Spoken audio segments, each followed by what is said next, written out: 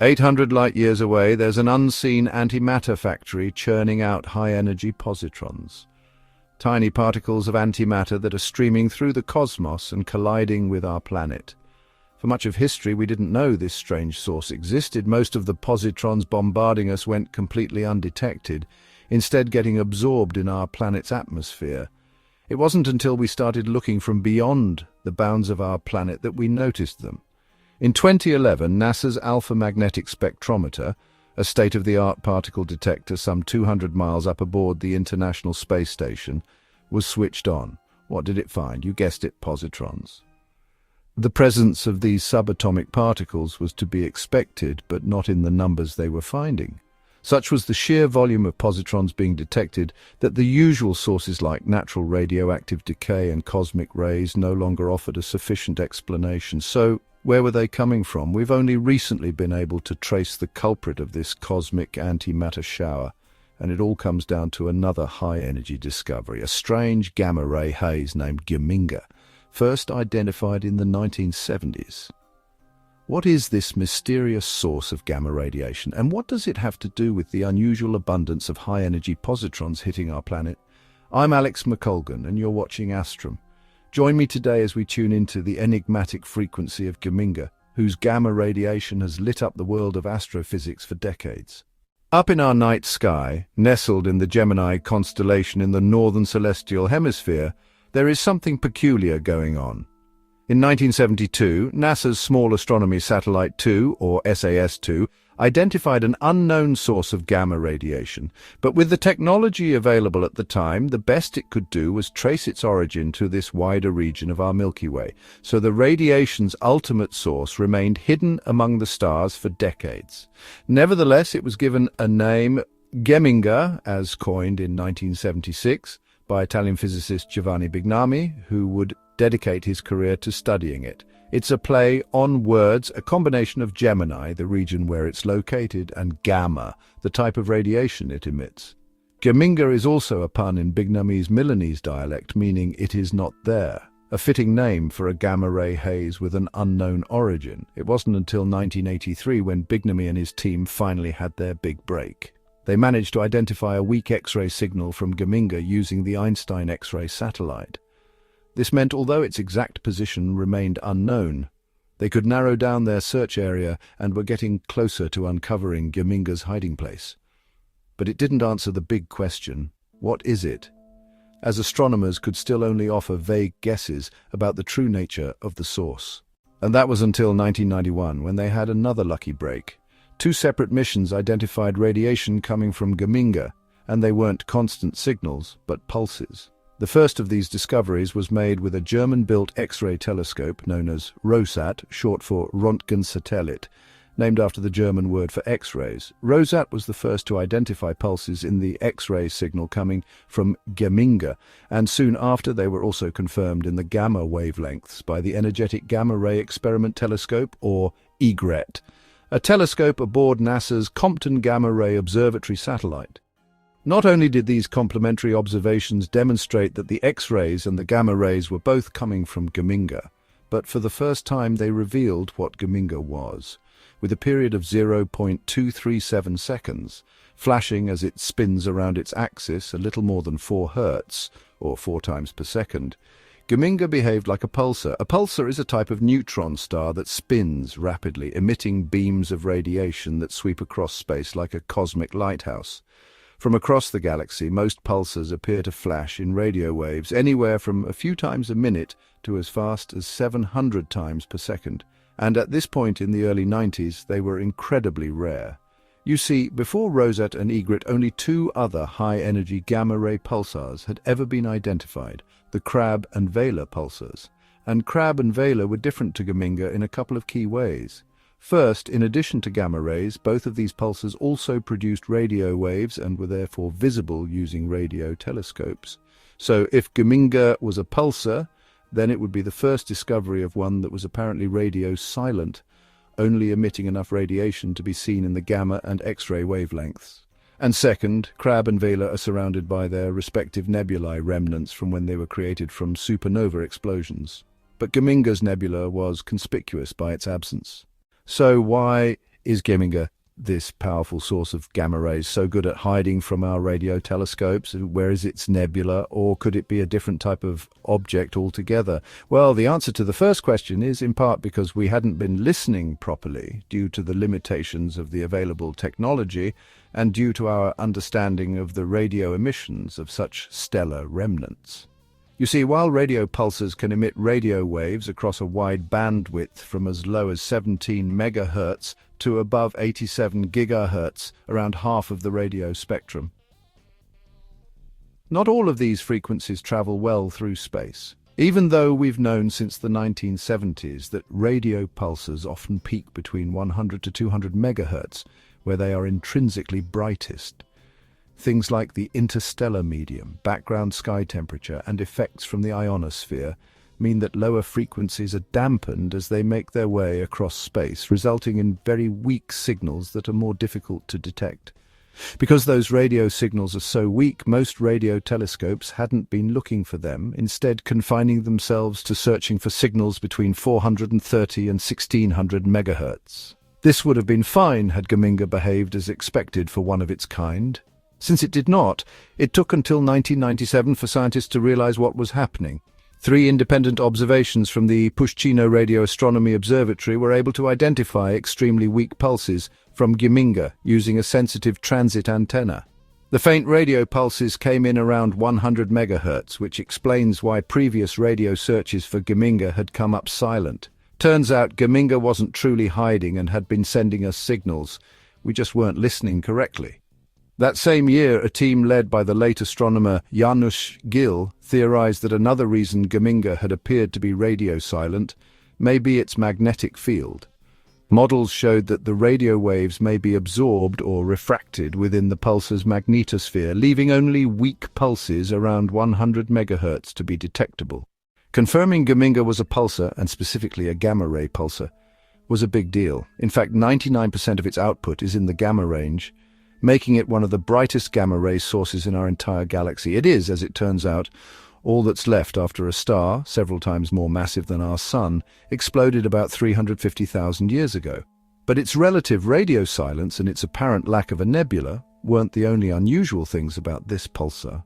When Italian astrophysicists, including Bignami, Geminga's name-giver, compared a series of observations from the European Southern Observatory's ESO 3.6-meter telescope and New Technology telescope with observations from the Canada-France-Hawaii telescope, they found that Geminga was moving. Not only that, it was traveling at an unusually high speed of around 0.2 arc-seconds per year. As a reminder, an arc-second is a very small unit of angular measurement used when we need more precise measurements than a degree would allow.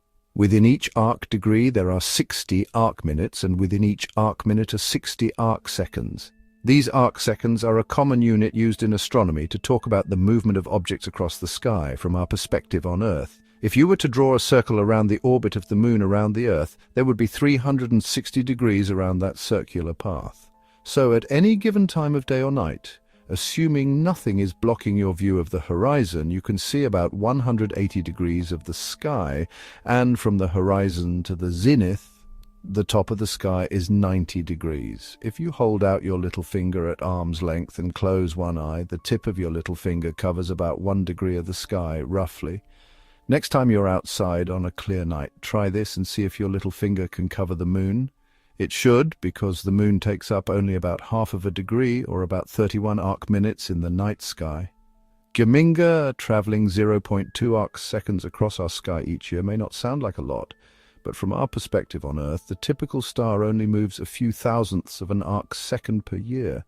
Yet, despite being 800 light-years from us, Geminga will travel 30 arc-minutes, the equivalent to the apparent diameter of the Moon, across our sky in just over 10,000 years. In other words, this stellar corpse is racing through the galaxy at nearly 210 kilometers per second, heading toward the border between the constellations Gemini and Lynx, and at its current rate of motion, Geminga will remain in Gemini for another 500,000 years, but it may need a new name after that. However, this mysterious pulsar gets stranger still. It's its vast speed that helps produce another feature that scientists were about to discover. As it hurtles through space, Geminga leaves behind two ghostly X-ray tails that streak 3 trillion kilometers across the sky. As I discussed earlier, despite the fact that this fast-moving pulsar is nearly radio silent, it certainly isn't quiet in the gamma-ray and X-ray wavelengths. In 1999, ESA's X-ray multi-mirror mission, or XMM Newton, was launched to peer deeper into this X-ray universe, and 4 years later, a team led by Patrizia Caraveo uncovered these comet-like X-ray trails. Their shape and brightness are partly explained by the shock wave created by Geminga's motion through space and its rotation as a pulsar, but they are also revealing of another attribute, Geminga's colossal mass. Measuring only about 20 to 30 kilometers across, Geminga is extremely dense, containing about as much mass as 1.5 of our suns. To put that in perspective, if you had a teaspoon of neutron star material, it would weigh about 4 billion tons, as much as 10,000 Empire State Buildings. As this dense, high-mass object races forward through the low-density interstellar medium, just 0.06 to 0.15 atoms per cubic centimeter, it compresses the interstellar medium and its own embedded magnetic field by a factor of 4. Meanwhile, the incessant spinning of the neutron star creates an environment where electrons and their antimatter counterparts called positrons can be accelerated to extreme energies powerful enough to emit high-energy gamma rays. While most of these electrons are seen in the gamma radiation that escapes from the pulsar, some get trapped and spiral within this enhanced magnetic field. In these images from a computer model, the tails can be seen streaking along the edges of Geminga's three-dimensional shockwave, like the wake created by a boat going through water. Only this boat is more massive than our Sun, and the wake is made up of extremely high-energy X-rays. But the final piece of the Geminga puzzle wasn't discovered until 2005. It's Nebula. Taking the form of a shell of neutral hydrogen gas with a radius of 0.4 parsecs wide, it turned out to be what we call a pulsar wind nebula. This type of nebula is created from the wind of plasma that emanates from a pulsar's magnetic poles. The plasma, made of charged particles that can be accelerated to near light speed, surrounds the pulsar, creating a nebula of high-energy particles that give off strong X-ray emissions. With the confirmation that Geminga did have a nebula, its identity as a pulsar could finally be confirmed.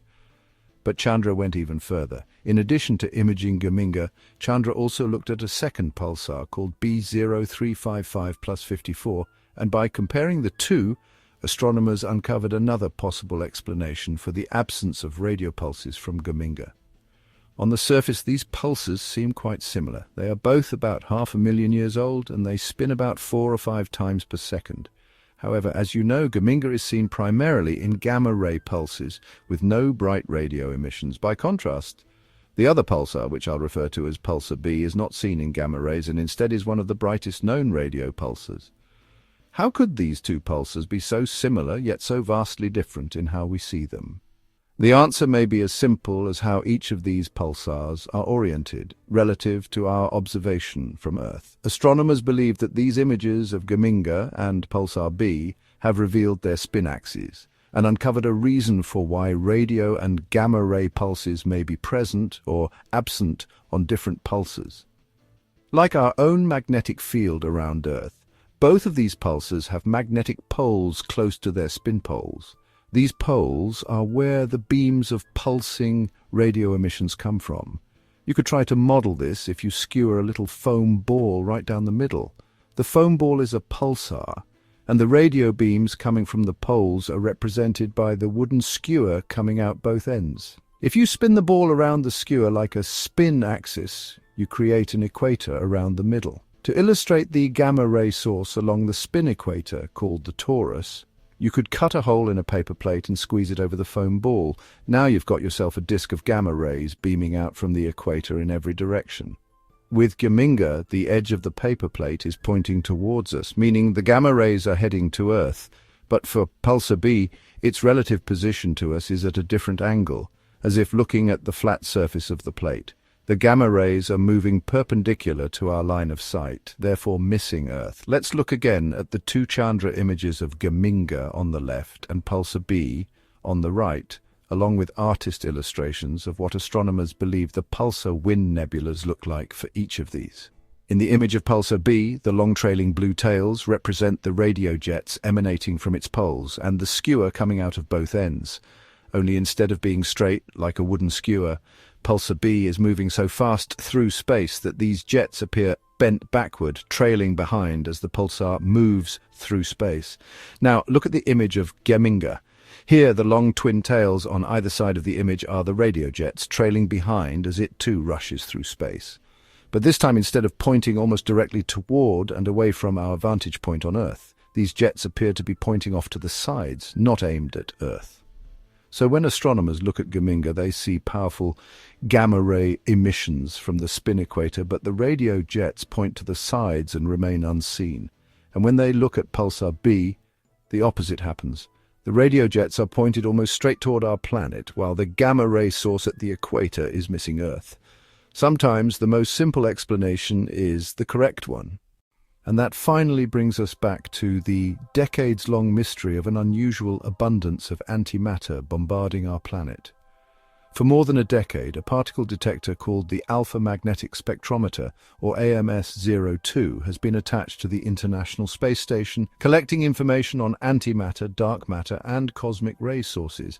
As a reminder, cosmic rays are energetic particles, fragments of atoms, that travel through space at nearly the speed of light. These can be made by the Sun, by supernova explosions or other cosmic means, and in 2013, the first results of the AMS-02 experiment were announced. The detector had recorded more than 400,000 positrons, the largest sample of cosmic ray positron data ever collected, and increasing the world's total cosmic ray positron data by 100-fold.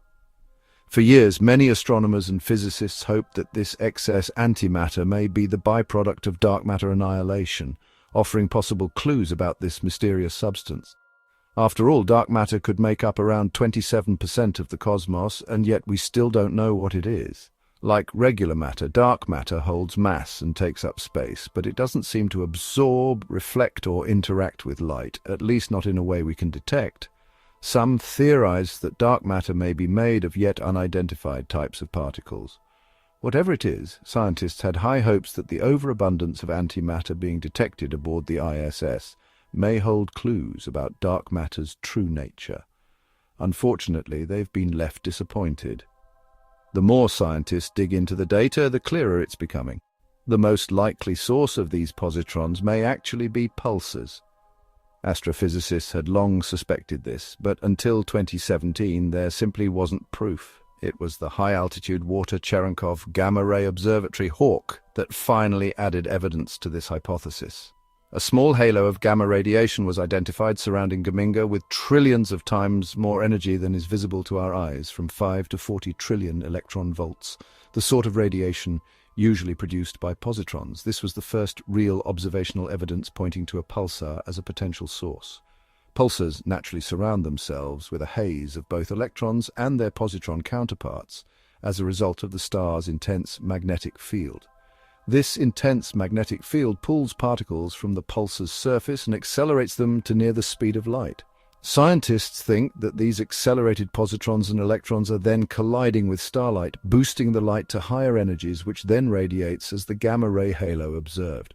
But based on the size of the halo the HAWK team saw, Geminga's positrons would rarely have the energy required to reach our planet, and so they believed that the excess positrons must have a more exotic source. That was, until stunning new information was uncovered a few years later thanks to a team led by astrophysicist Mattia Di Mauro. Using a decade of gamma-ray data about Geminga, acquired from Fermi's Large Area Telescope, which is able to observe lower energy light than the HAWK Gamma-Ray Observatory, Di Mauro's team was able to subtract out all other gamma-ray sources to reveal a spectacular glow coming from Geminga, much bigger than what scientists had ever seen before. This vast oblong halo of glowing gamma rays at an energy of 10 billion electron volts spanned 20 degrees of the sky, similar to the area the Big Dipper constellation occupies. And that's not all. The glow of gamma radiation is even bigger at lower energies. If we could see it with the naked eye, Geminga's gamma glow would dominate our sky, covering an area 40 times bigger than the full moon.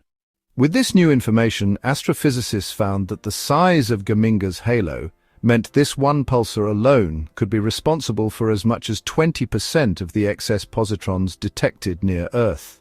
From there, it's no stretch to imagine that other pulsars are the most likely culprit for the remaining antimatter abundance we found.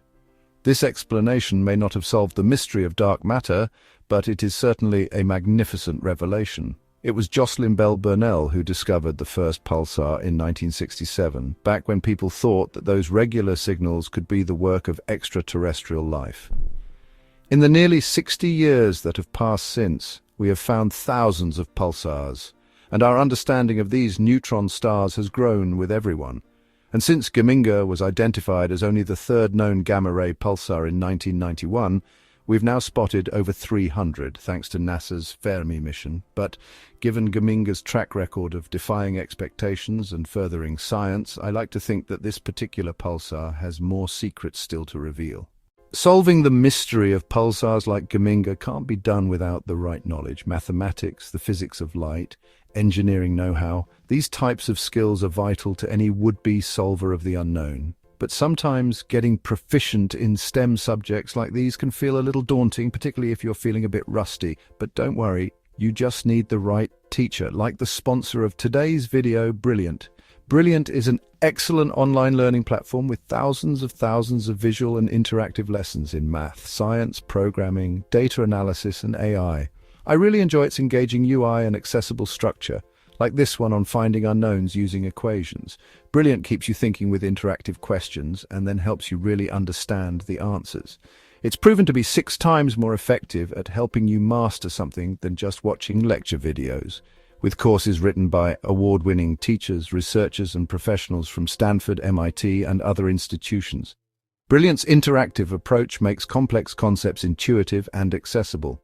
To learn for free on Brilliant, go to brilliant.org/astrum, scan the QR code on screen, or click on the link in the description.